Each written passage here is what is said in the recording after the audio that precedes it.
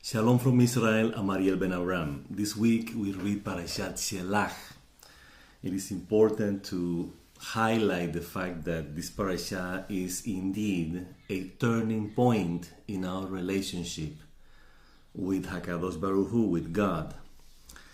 It is a turning point for, if you read, and we're not going to read the whole thing, but we're going to summarize a little bit. Shelach means to send. So basically, it's some kind of imperative, it's a commandment. God tells Moses, send for yourself explorers, scouts. Usually it's translated spies. We're talking about the children of Israel, of the heads in this case of the tribes of Israel, going to explore the promised land. So you say, send for yourself. In other words, God is telling Moses, if that's what you want, do it. It's your choice. So we have to learn from these capital, fundamental principles in Judaism. Free will. God is telling us, is putting before our eyes good and evil. We have said that before, many times. In order for us to choose good. That's the whole idea of having free will. Now, in order to choose goodness, we need to know what goodness is. As well as we know what evil is, in order for us to choose. So it's like this example of the banana and the apple. It's like, which one you want to choose? You say, well, if I don't know what a banana is, what the nutrients, flavor, as well as the apple, then I really wouldn't know. And it's actually quite difficult example because both are fruits. So it's like, what about if I taste both of them? It's fair. So it's not necessarily a choice between good and evil, but a choice between two different things. In terms of qualities, not in terms of essence, spices, like species. So they're vegetables, they're fruits. So there's a common denominator. But what we're trying to say, putting this example of the two different fruits, is that we really need to know about them before making a choice. So it's like people, based on what you make the choice. The shape of the fruit, for instance. Maybe the flavor is too acidic, too sour, or sweet. Or the references would be, okay, you're going to choose based on nutritional value, for instance. Then I have to make a choice. Which of the two fruits are more nutritional? It's difficult ones. Because, there are nutritional values in the banana and there are very nutritional values in the apple. So it's another reference, like, what is that you need from each of the two fruits that you need? That actually will satisfy something that you may want, you may feel, or whatever. It's like, I need potassium. But then the choice is banana. Banana is full of potassium, so then take the banana. So it's like, based on information, we make choices. So it's not, I like that one because it's long, or I like the other one because it's round. It's not necessarily a smart choice. The smart is like, what really is the effect that these fruits are going to take in my system? That's the bottom line. So we're saying this small preamble to understand why God is telling Moses, send for yourself. So it's like, you can do whatever you want, actually. Now, what he's saying, send it for yourself. Or so you say, God doesn't want to get involved in that adventure. Why? They say, or says, God already told the children of Israel what the land is about. In other words, they already have a data. They don't need to check it out. They already have the information. Now, you may argue, yeah, they heard the information, but they want to see by themselves. Yeah, we have a point. But again, we're talking about our relationship with God. The one who brought us up from the land of Egypt, who is supporting us here in the middle of the desert, who gave us the Torah, who is feeding us. It's like there's no reason whatsoever to distrust God. So basically what we're going to talk about in this commentary on Shelaj is about trusting God. That's the issue that we're going to try to develop and try to get as much insights and data itself, information about what that is. Before we start getting into that, we suggest highly to read the book of Psalms. To want to know what is trusting God, let's listen, let's read what King David says about that. It's essential. Now, let's go back to the spies. They want to scout the land. Well, we want to know, we have to know if it's dry, if it has many trees, it's what kind of weather it is, the climate, the quality of the soil. They gave like technical data that again, they alleged, they say, well, we want to know, we're going to go over there, we would like to know details, so we will come prepared. Again, those are excuses. God is our preparation. God is our land. God is our life. God is our mission. Now, we have to know what that is. What is God in this case? Again, that's what we're talking about, knowledge. We need to know in order to proceed. If we don't know God's ways and attributes, because we cannot define God in Judaism, as we know already, we have to know about His ways and attributes, how He does things, how He relates to us, to His creation, to the world. Just pay attention to that. That's the data that we need. So when we say everything is about God, we have to know God. How we know God? The Torah. All the data is here. So the deeper we know Torah, the deeper we understand God's ways and attributes. So this is everything. This is not about trust. This is trusting something, someone that is already proven us how good He is to us. We were saying that we're going to talk about trust in this commentary. How do we trust someone? The bottom line of trust is goodness. That person is good to me. That's the bottom line. So as long as this person is good to me, I trust him or her. That's the base of trust, is goodness.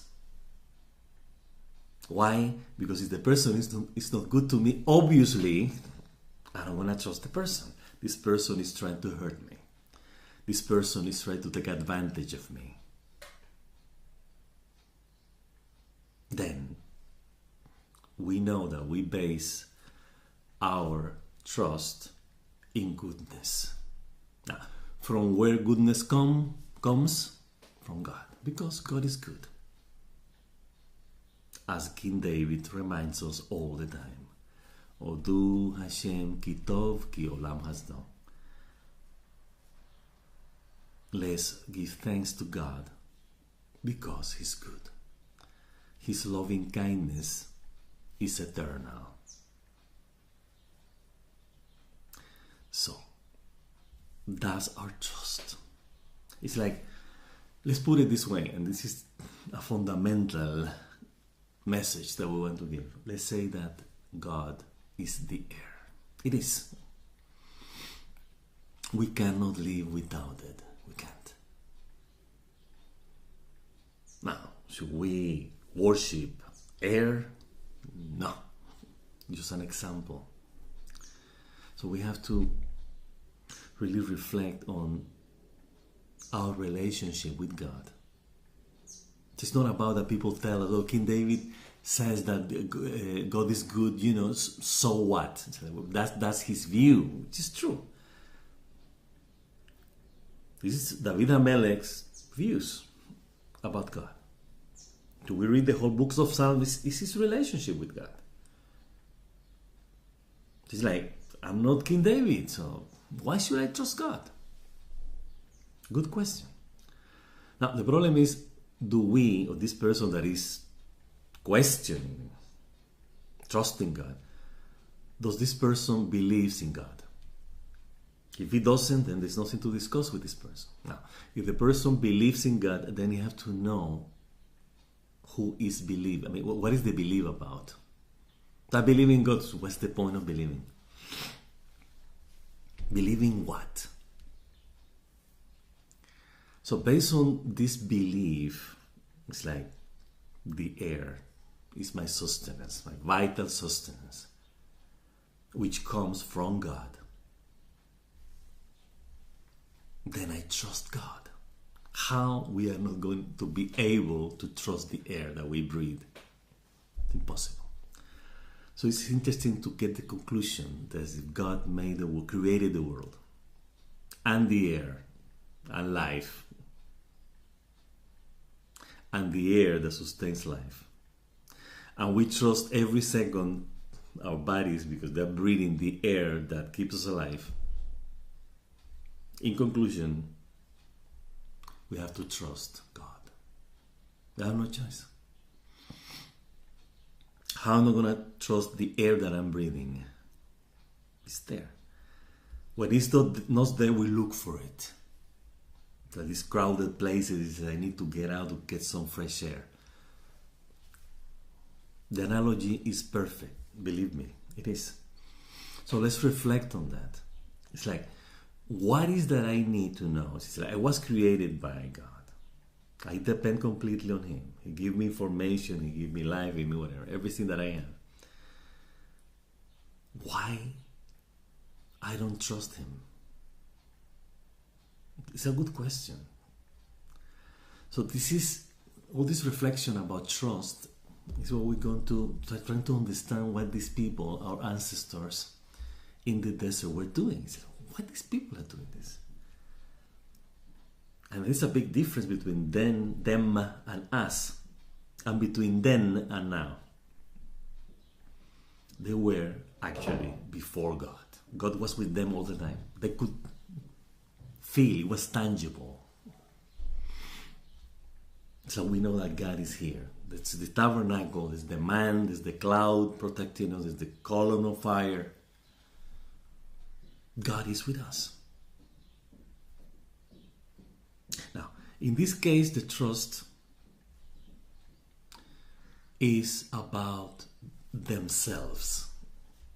It's like they really were not trusting themselves. Because they have to be pretty stupid to say that they're not trusting God. They know that God is right. It's God is telling us, I'm going to take you to this land in which honey and milk flow. I have the man, the exit from Egypt, all the miracles. There's no reason to distrust.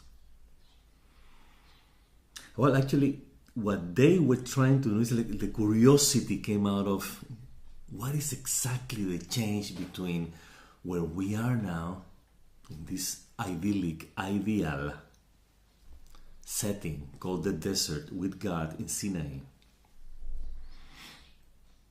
or in that area, and being in the promised land.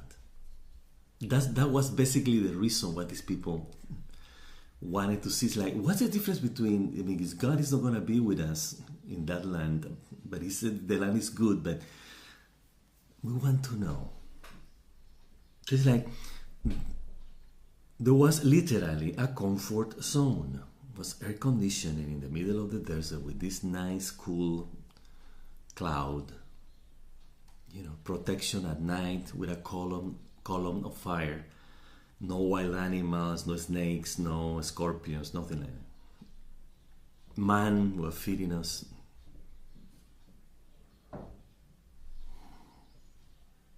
That's an amazing, ideal comfort zone. It is.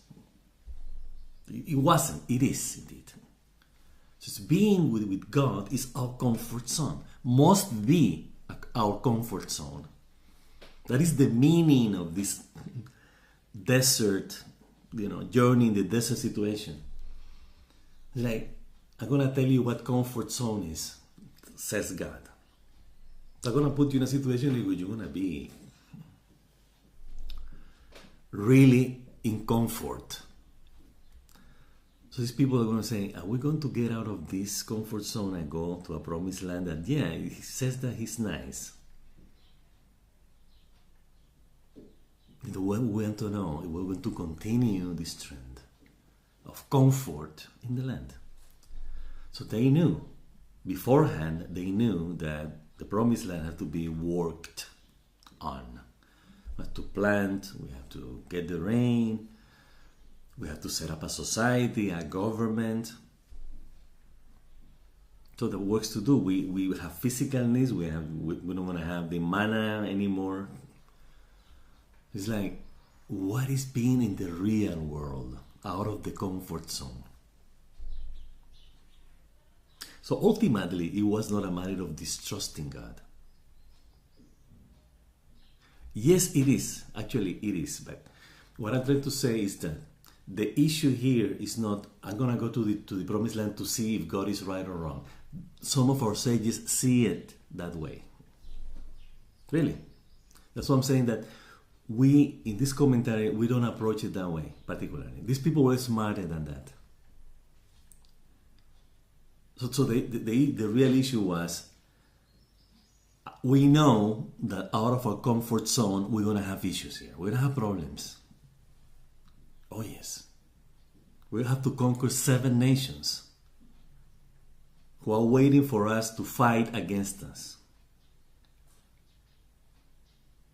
And God says that He is with us to fight our battles. Then it's a matter of trust. Trust in this higher level of consciousness in which we say, hey, we can challenge negativity. We can challenge evil and win and prevail. So the deeper question is God with me in this process of fighting evil and darkness? That was the real issue there. So when they came from the exploration, most of them said, 10 out of 12, the land is not good for us. The giants, the people are pretty difficult. We're not going to be able to defeat them. And they really exaggerated the report. These people are going to eat our children and those kind of things. The giants. So the real sin was exaggerating the report. They would have said, yes, it's a good land. We need to work. And we have to see if we are up to the challenge that God is presenting to us. So, the issue again is trusting God in difficult circumstances. Now, we have to, as we usually do in these commentaries, we have to translate all this situation in our consciousness. First, what is the promised land?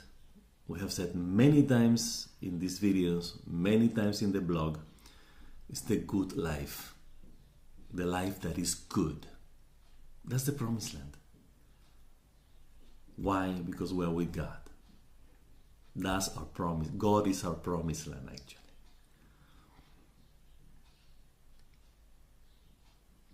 We have to really, really assimilate this.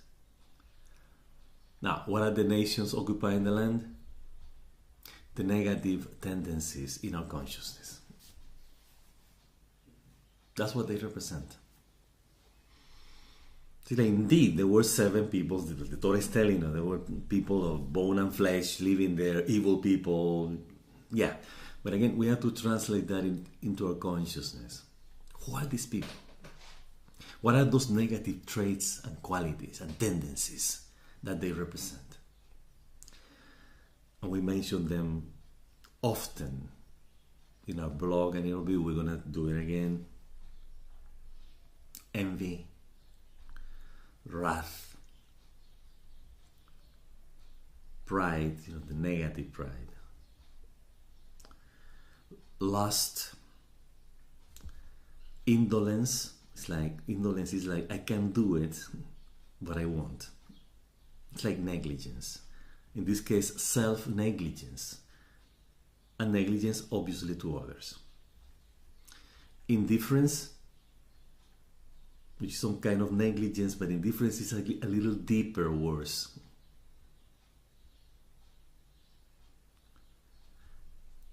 And cruelty. It's like being cruel, being mean. Like, you're passing through. So we buy you, could you give us some water? It's too hot. We're gonna pass through your land, your property. Could you please give us water? I say no. How about if we pay you the water? Anything you want, we pay for it. I say no. It's like, I want you to suffer thirst in the process. It's like, that's cruel. Yeah, those are negative qualities. The previous ones that we mentioned, for example, greed. We were forgetting about greed, which greed and lust in some way are the same. They belong to the same category, although most people relate lust to sensual, sexual desires. But again, these qualities, envy, lust, greed, are based on a belief or feeling of lack. It's obvious. I'm lost in this woman because I want to have her, I don't have her. Or this car. Or this particular quality. This charm. So if we start paying attention, every negative quality has the reason, the cause. So why I am so indolent, why I am so neglecting, why I don't want to get better for my own sake. That deep roots, why? The reason of these feelings of lack, feelings of beliefs of lack, are based on separation, obviously, from what we don't have or what we don't need. From what we need in this case.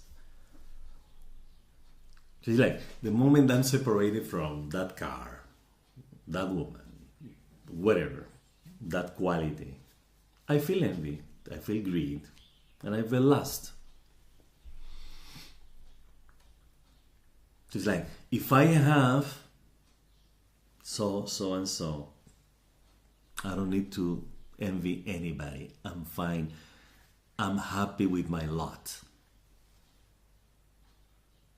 I'm happy with what I have, who I am, and above all, my relationship with God. Those are the core issues here. So we have to fight those qualities in order to have a good life. We have to defeat, we have to wipe out these nations. Or subdue them. Actually, there's some specific language in the Torah when they talk about the nation, the conquer of the nation. There's some nation that we have to subjugate. That they have to serve us.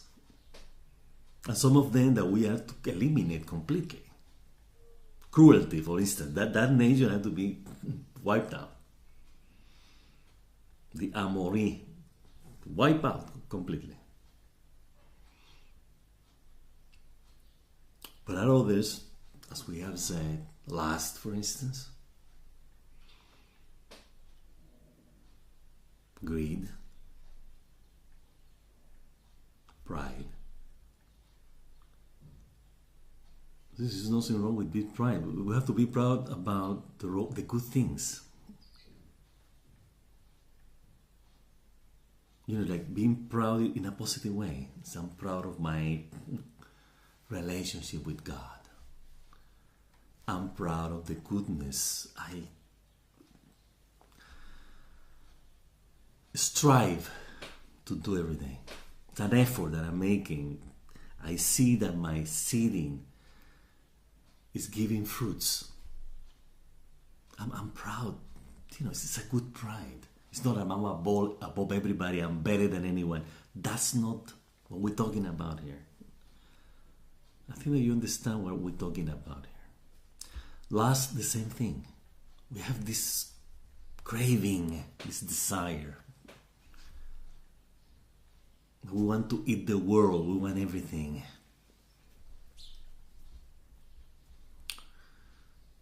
Then we have to subjugate it, to direct it, to reorient it to the goodness.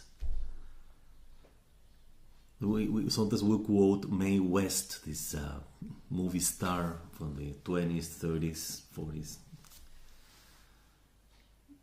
Her quotes are very interesting. Maybe you go to search in the internet. The Mae West quotes, you will be amazed how smart that woman was. So one of them is something like paraphrasing. She said the journalist used to chase her because she always gave these interesting statements that make people think. So Miss West, tell us what you like about life the most. You sensual, beautiful woman, exuberant, people love you. Tell us something about you, about what you like in life. And she said, boys, to the journalists,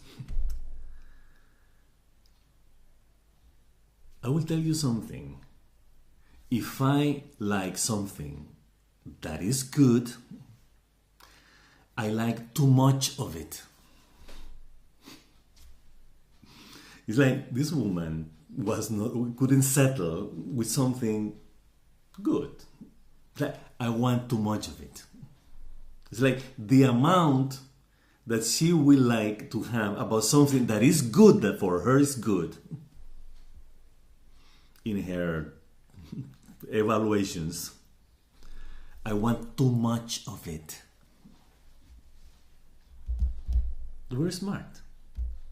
It's like, if we can get something good, how about if we can get too much of it? Why not? It's good. So the other one was a little more spicy. It's like, another of her statements is like, what do you think about sinning? A lot of people sin in this world. What are your sins? He said, well, boys, I'm not going to tell you about my sins. So my private life. But what I can tell you is that if I can commit, or I'm able to, or I'm in a situation in which I have to sin, I will commit a sin that I didn't commit before. The woman was. Because most of us usually, we do the same things, we commit the same sins all the time. It's called addiction. It's called obsession. It's called attachment. So we commit the same sin all the time. It's food. It's like, that's my sin. It's like, every day I exceed myself. It's like, the idea is like, what about if something else? So get another kind of addiction for a change. or attachment. Get obsessed with something different today for a change. So we learn that this desire that we have for things, we want them to teach us and to fulfill us. And in this case, we're talking about goodness. That's what we have to strive for. We all need goodness. We don't need negativity. We see the world, what we want more, or what we already have bad. Let's get some goodness. Actually, this is what keeps us alive. Like air is good, food is good, love is good, and everything comes from God. As well as the negative things. He created everything. He created darkness and light. We know that. But again, we have the two things in front of us. Then we choose goodness. It's like I feel better. I have more fun here in this side. I'm not going to go to the other side. That side is not fun. It's depressing. It's anger. It's frustration. No. If it's not fun, forget it. Good fun, of course.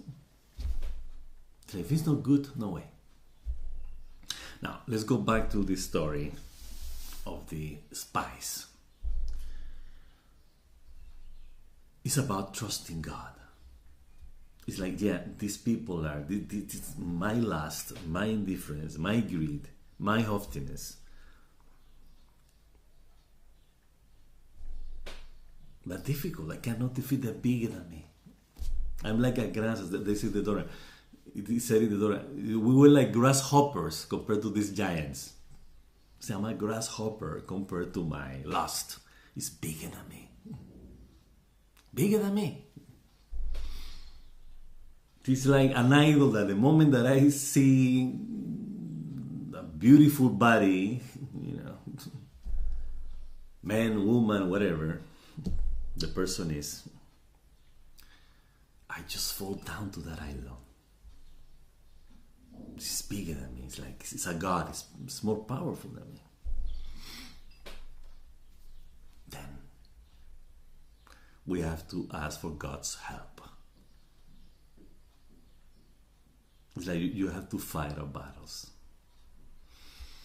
In the Jewish prayers, in the daily prayer, in the center of the daily prayers, the Amidah, the Shmona Esrei, we ask for that. It's like see our affliction and fight our battles. Redeem us quickly, speedily, because you are our Redeemer. Blessed be you, God, Redeemer of Israel. You are our Redeemer. We and everything is cure us, bless us, return us to Zion, to Jerusalem. Bring us the redemption of the Messianic era. Put our portion with the good people, the Tzaddikim, the loving ones, the Hasidim. To put a portion with them, because we trust you. We put our trust in you. So it's like this prayer is actually the lesson learned from the sin of the spies.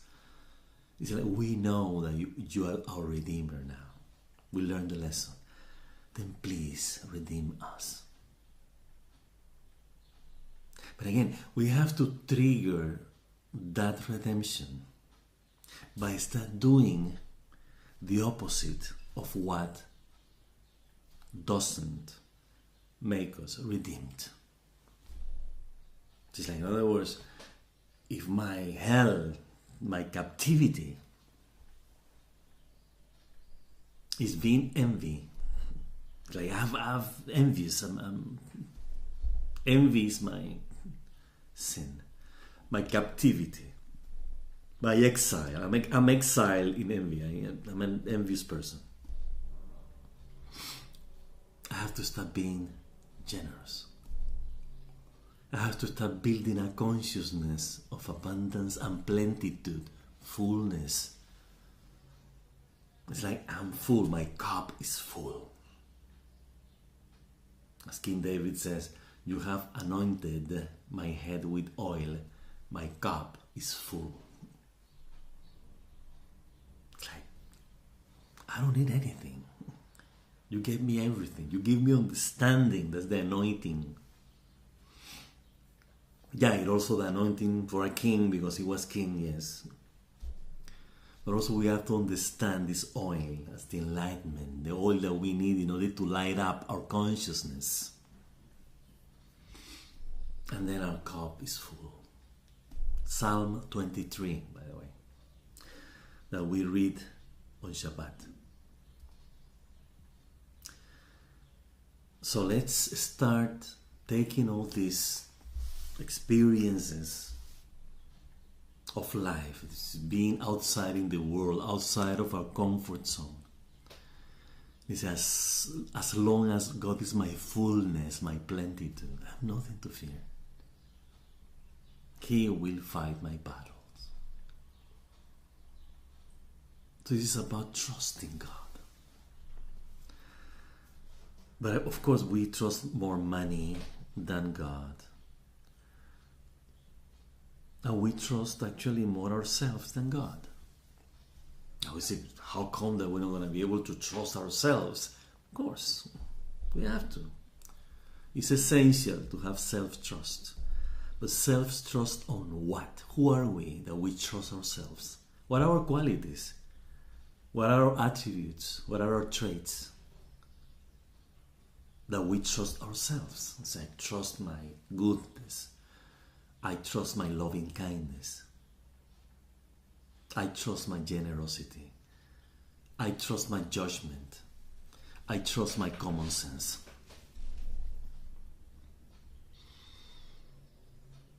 You have to trust the good things because those are our common bond with God, with His ways and attributes for which we live. And we are destined to live. So then the lesson is of this parasha is trusting God as our heir, as our life. But we have to understand what life is, what heir is. What is that is giving us life? And the answer is the Torah. This is our identity. This is who we are as Jews. Then when we know that essence from which we came from, those qualities, that essence that identify who we are, then we will trust ourselves as if we're trusting God. And we're not saying that we're gods, we're not that stupid. We're saying that those qualities that make this common bond with God is what we trust. Then goodness becomes the trusting reason to live. And then there's no enemies. As King David also says, Father, if you are with me, who could be against? So there's no really enemies because He fights our battles, as He will here. Some of them. The others we have to fight ourselves. You see, there's a material responsibility here. We have free will. We have good and evil. It's our duty to choose. It is our duty to make the right choices. God is giving us the explanations of everything in the Torah. Then we have to make the right choices. It's our choice. It's not His. So God is telling you, hey, you're a human being. I put you the material world. It's yours. You have free will. You have to do your part.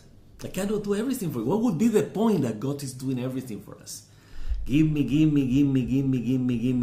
19 questions in our prayers. Give me. So God is saying, I gave you the world. Why should I give you more than my relationship with you? well, I want more. So what is more? Material things or more about the knowledge of our relationship? What is our relationship about? Ask us, God. You say, yeah, I want to know you more. I want to know more your ways. I want to know more your qualities, your attributes. Those are the things that we want too much. We wish to have in abundance. See, some people say, like, we're so stingy in this world. Really? And then we look around, the abundance of everything. There's lots of water in the sea, lots of waters in the river, lots of food in the animals, a lot of food in the plants. And we still are so stingy. We believe that we're going to have enough to get what we need to live. A lot of people, most people actually in the world have that issue. It's like it's not enough. I get the feeling that I'm not able to get more of what I need. And then again we see around and say, why? With enough space in this world, why don't we have more? More food, more comfort, more goodness. And then some people invite us to see not just what we have in this world, but look at the stars. At the length of the universe. It's indeed endless, like really without measure. We don't have the capacity to measure how big this universe is. And we have abundance problems here. There's so much outside. See, why we so reduce our consciousness if the universe is so endless, expanding? Again, those are the questions that we have to ask ourselves after learning from the dilemma that these guys, our ancestors, had in the desert when they were sent by Moses to explore the Promised Land. It's like God's telling us that the life that I'm giving you flows with goodness, milk and honey. It's interesting, tomorrow we celebrate in Israel, the Jewish world, we celebrate Shavuot. Actually, it's last week. Sorry. It's last week. We do the videos a week before. We put them in the YouTube channel. So like today is the day before Shavuot. Okay, so Shelaj is the Parshat next week, the week that you are now. Okay, so if you read it in this week, if you read it next week, it's not going to be in this week's Parshat. But you know what I'm talking about. It's like we're talking about Matan Torah, we're talking about the giving of the Torah. And again, we study a lot, because we want to get connected with the spirit of the Hag, of the holiday. So teachers say, we eat, most of us Jews, in Shavuot we eat dairy products. See why? Because one of the reasons, many reasons, is that the Torah is compared to milk, milk. And milk and honey, yes, honey is sweet. Milk tastes sweet. For some people. Some people, they find it tasteless, but so we eat dairy products. It's like we study Torah, we're feeding ourselves with Torah, then we eat. The material food is milk. So we drink the milk of the Torah, studying Torah, then we drink or eat the milk of the food, the material substance, as a reflection of what are we feeding ourselves. In Shavuot, the Torah study. So we wish you that this transition that is called Shavuot, that is called the giving and the receiving of the Torah, creates a change of consciousness because it was meant to be that way. We went to the consciousness of Egypt, the lower consciousness. We had to come up from Egypt to the promised land and celebrate that we have a transition from darkness to light, from a lower level of consciousness, slavery, captivity, the lower traits, negative tendencies in consciousness represented by Egypt and the king, into something called the promised land, the goodness that God wants us to prevail, wants us to prevail in our lives and hence in the world. That's our mission, by the way. That's the destiny of the Jewish people. That's the legacy of the Torah. So let's think about that. That we do that based on the trust in this goodness. As long as goodness is present in our consciousness, everything is going to be just fine. There will be no enemies. We don't have to explore anything about life because goodness is the explorer. And it's also the result. It will become the cause and the effect. And that is called, by the way, the Messianic consciousness. That was the whole point. That's the seventh day of creation. That's the object, the reason, the purpose of creation. So let's start doing it now, in this lifetime.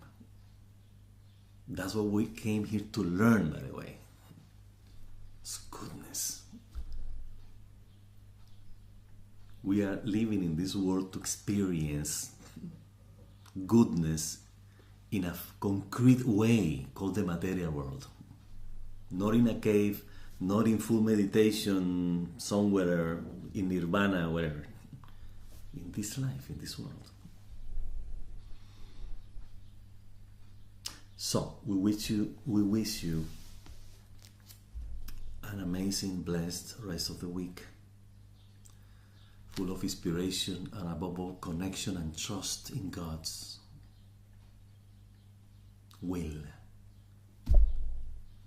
God's connection with us, in this air that supports us all the time, keep us alive. And let's take deep breaths, and in each inhaling, let's feel it, like God's spirit of life in us. And we have to be constantly connected to that. It's like breathing in and out. It's like the connection is constant. I know that it's difficult, thinking about every breath, God. Let's make it automatic then. As it is. So God is giving you a lesson. Is that you trusting me is there. It's automatic. It's breathing. Just breathe. You will know. So it's free. So take a deep breath all the time. Okay, so